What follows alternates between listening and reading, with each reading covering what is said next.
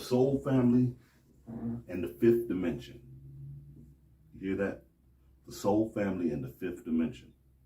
Hey, yo, peace, peace. This is your man, El.Judge. Come right back at you some of that real talk real fast, man. Now, if you can, make sure you hit like, leave a comment, hit repost, so you know it helps your boy out. Now, let's get back to the matter at hand. The soul family and the fifth dimension. What am I talking about when I say the soul family? When I'm talking about the soul family, I am not talking about a particular race of people. I am talking about a particular group of people. And the group, and these are people who have the soul force within them.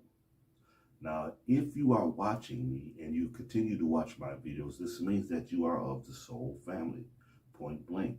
Anyone who is not of the soul family, they will not be here. Now, isn't it kind of strange that if you go to our profile, you'll notice that we don't get too many trolls. Why is that? Because all of us can relate to what we are talking about. Why is that? Because we are one soul family. Whether your soul be between the 6 or the 9, it doesn't matter. You are a part of the soul family. Now, here's the interesting thing about the 6 or the 9. Now, in the beginning, there was this thing called 9 ether. 9 ether was the intelligence and the light that came out of the darkness. Now, 9 ether is the extreme ultraviolet light, aka the black light. I'm not talking about people, I'm not talking about a race, I'm just talking about the temperature and the degrees of the etheric beings that once existed. Now, as time went by and these 9 ether beings traveled out and ventured more, their degrees began to change, they began to drop, and that brought forth a different spectrum of light.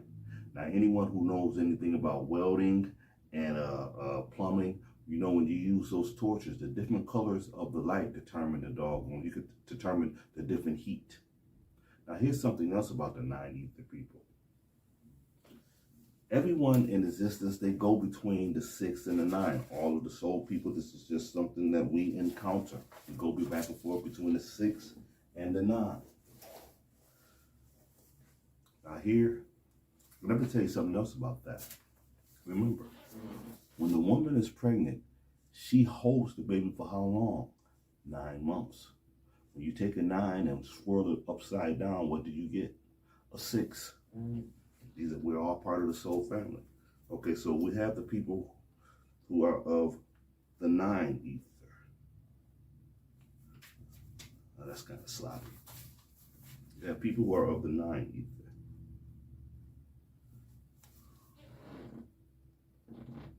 But then at the same time, we have people who are of the 6 ether. They're still part of the family. All of us throughout our existence, we go back and forth between the 6 and the 9. Then we have people who are of the 6 ether. See that? Now, doesn't that look kind of familiar? Doesn't it kind of look like the Pisces sign, right? But it also kind of looks like this.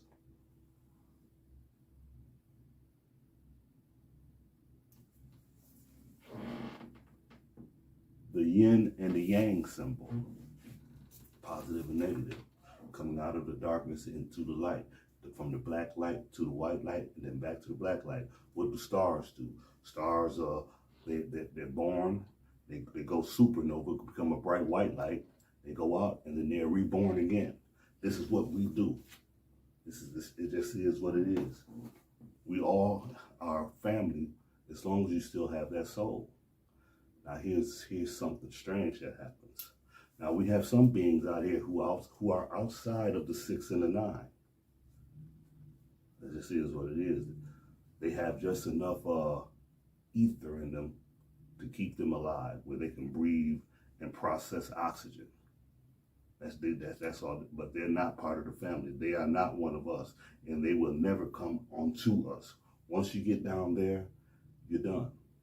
Now, we have some people who they go all the way down to the 6 ether. When they're down at the 6 ether, sometimes they go down even further, and then they end up losing their soul because they became extremely cold-blooded, and they work themselves out of the family. These are the people who they say sold their souls. Now, when you're dealing with the 9 ether, like I said, when you're dealing with the soul, you're dealing with different density levels. And with those different density levels come the different amounts of heat. Now, when you have the people who are of the 9 ether, when they came in physical form, but they were still housing that 9 ether energy, it was extremely hot. So these people, they came out darker because it activated the melanin more, and their hair came out woolly because of the heat that's coming off of their body. It's kind of like if you were to take a straight hair person, and then you take that hair and then you put it up against extreme heat, like that ultraviolet light, you put it up against extreme heat, it's going to begin to coil. This is what this is. It's coiled hair, and it comes from the heat that we are possessing. This is why at one point they used to call us all Ethiopians, because we were etheric beings, and we had that fire in us that would make our hairs woolly and make our skin darker. Now, if you have someone who gets down to the eight level, or the 8 density level of the soul, they will still be dark. But some of them, they have straight hair, something like your East Indians. They have like straight black, wavy hair. Sometimes it's straight. Sometimes the East Indian has woolly hair, but that's just the different density levels within their race. Then you have some people who go down to like a 6. These are the people who look someone like people who go down to a 7. These are the people who will look something like the Italians, the Arabs, and the Hispanics, and so-called Native Americans. These are those people right there. That's their density level, and that's their heat process. And then you have the people who are of the 6, and they have just enough heat in them to where they may look like this thing that we call the Caucasian person, or however you want to term it, but they're really not. You know what I'm saying? They're not of that other thing that exists outside of the family. And even them, most of them, they have brown eyes, they have wavy hair, and some of them, the genitalia area, the nipple area, and the crack between the buttocks, you look at that and it'll be kind of brown. Now, this is why, you see how I mentioned the many different degrees and how they look? Peep game. When a woman is pregnant, what did they used to say? Well, she has a bun in the oven. Now, depending on the temperature of the fire, or depending upon the temperature that's going on in the oven, that's going to determine the color of the doggone of the biscuit or the bun.